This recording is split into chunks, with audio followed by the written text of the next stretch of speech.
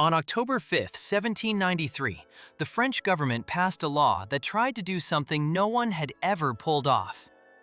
Not new months, not a new calendar. They tried to delete the hour itself. 10 hours a day, 100 minutes an hour.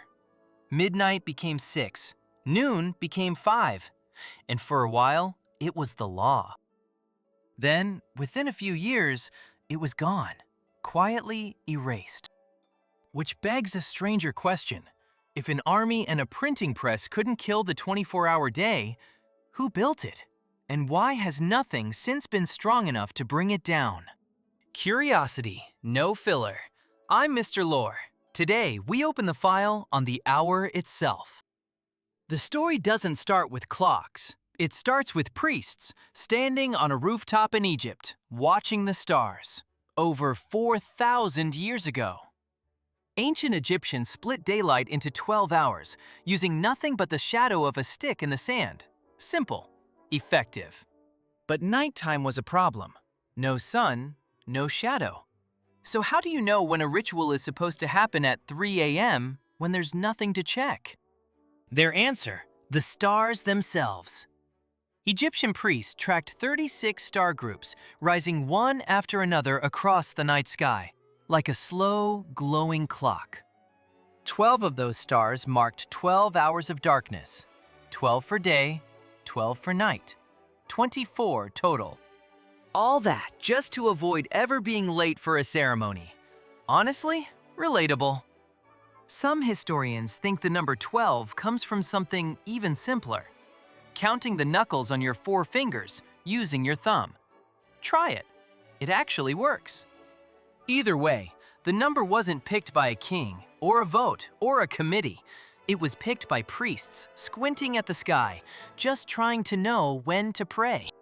Fast forward almost 2,000 years. Around 150 BCE, a Greek astronomer named Hipparchus looks at Egypt's system and spots a flaw. 12 hours of daylight in summer is a long hour. 12 hours of daylight in winter is a short one. Imagine setting a lunch date for 3 o'clock, and it means something completely different in July than in December. Chaos. So Hipparchus proposes something radical. Hours of equal length, always. Built on Babylonian math, the same math that also gave us 60 minutes in an hour. 24 equal hours, day and night, no matter the season. Beautiful idea. And here's the part nobody expects. Almost no one used it for over 1,000 years. Why? Because there was no way to actually measure an equal hour. Sundials still followed the sun. Water clocks leaked and drifted. The math existed, Europe didn't have the machine yet. While Europe was still stuck with sundials and guesswork, a different part of the world had already solved it. Across the Islamic world, astronomers took an old Greek instrument, the astrolabe, and turned it into something far more powerful. A tool precise enough to track the stars, find direction, and calculate prayer times to the minute. Then, in the year 1206, a Muslim engineer named Al-Jazari went even further. In his book on mechanical devices, he described the castle clock, a water and gear-driven machine with moving figures, marking the hours completely on its own. Historians consider it one of the first true automated machines ever built. That's a real working mechanical clock, roughly a century before Europe had one. Mosques even employed a dedicated role for this, the muwaqqit, a full-time astronomer whose entire job was calculating the exact minute of each of the 5 daily prayers, using trigonometry and instruments passed down and refined for centuries. So next time someone tells you clocks were a European invention, you'll know better. It would take a few more centuries before Europe built a version of its own. And the person who needed it most there wasn't a scientist. It was a monk. Monks were required to pray at fixed hours, all through the night. Miss the prayer, and you'd failed your one job on Earth. The problem?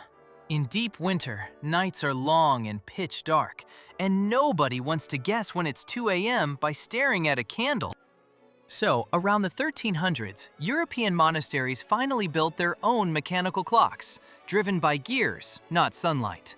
And gears can only tick at one speed.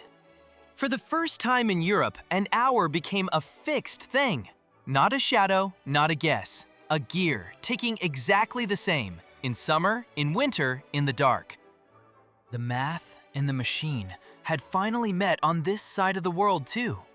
And once nearby towns saw the monastery clocks, they wanted their own. Which, honestly, I get it. I would not have survived a 2 a.m. prayer shift. Which brings us back to France in 1793. By then, equal 24-hour clocks had been ticking across multiple civilizations for centuries. Every ship, every factory, every farmer's contract built around them. The new revolutionary government wanted a fresh start. 10 hours felt cleaner, more rational, more French. But every clock in the country would need to be rebuilt. Every schedule, every law, every sailor's navigation chart recalculated from zero. Clockmakers actually tried. A handful of beautiful 10-hour clocks still sit in French museums today, frozen mid-experiment. Decimal time itself was quietly dropped within about a year. Retooling a continent's sense of time cost more than any government's patience. The rest of the revolutionary calendar limped on a little longer, until Napoleon ended it for good in 1805. Not because 24 was perfect, but because too much of the world had already been built on top of it. So the next time you check a clock, you're not just reading a number.